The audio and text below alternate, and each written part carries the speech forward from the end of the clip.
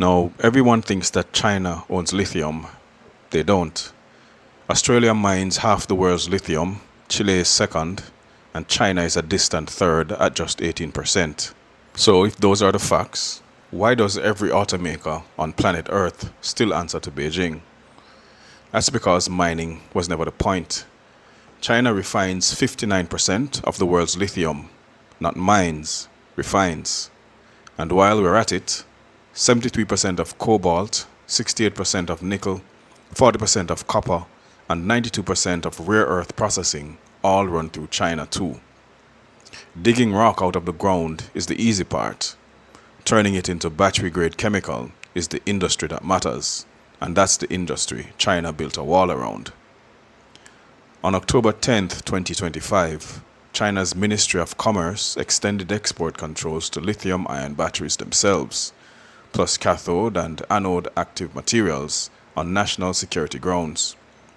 Licenses now require handing over business scope, sales data, customer lists, and end-user certificates, approved entirely at Beijing's discretion. And if export bans feel too obvious, there's a quieter tool that works just as well, flooding the market until nobody else can compete. Lithium prices have crashed by more than 80% from their 2022 peaks, making many Western mining operations unprofitable, despite genuinely booming demand. The same trick already killed America's only rare earth mine 15 years ago, and it just wiped out every Australian nickel operation, forcing even BHP to shut its Nickel West facilities until 2027. So here's the workaround everyone's betting on. Mine it somewhere that isn't China. Zimbabwe, for instance, Africa's top lithium producer.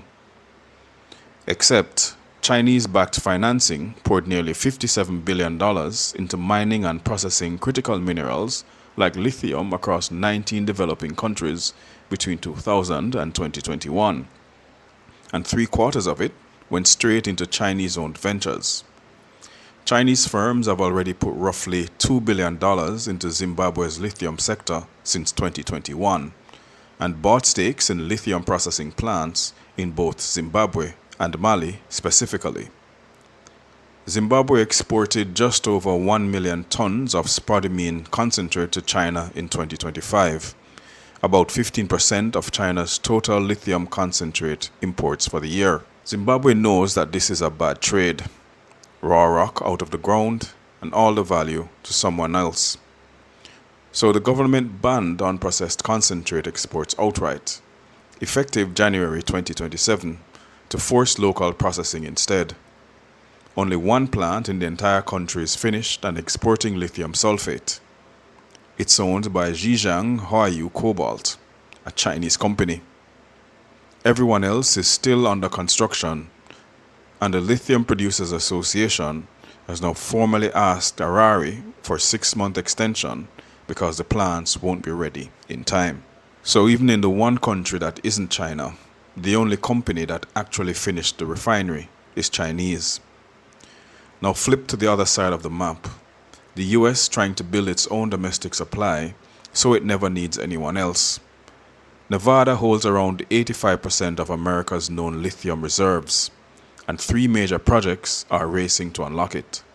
Amnesty International's research found all 3 moved forward without the free, prior, and informed consent of the indigenous nations whose ancestral land they sit on, while the current administration has fast-tracked permits and narrowed environmental reviews to speed extraction along.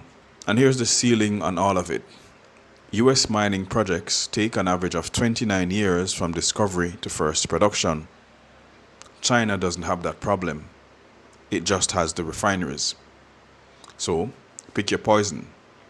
Depend on China's refining monopoly directly.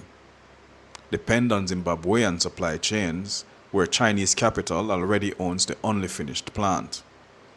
Or spend 3 decades under human rights fight building it at home, and still end up needing Chinese processing technology to finish the job. There is no clean lithium trade. There's just China holding the one link in the chain nobody else bothered to build.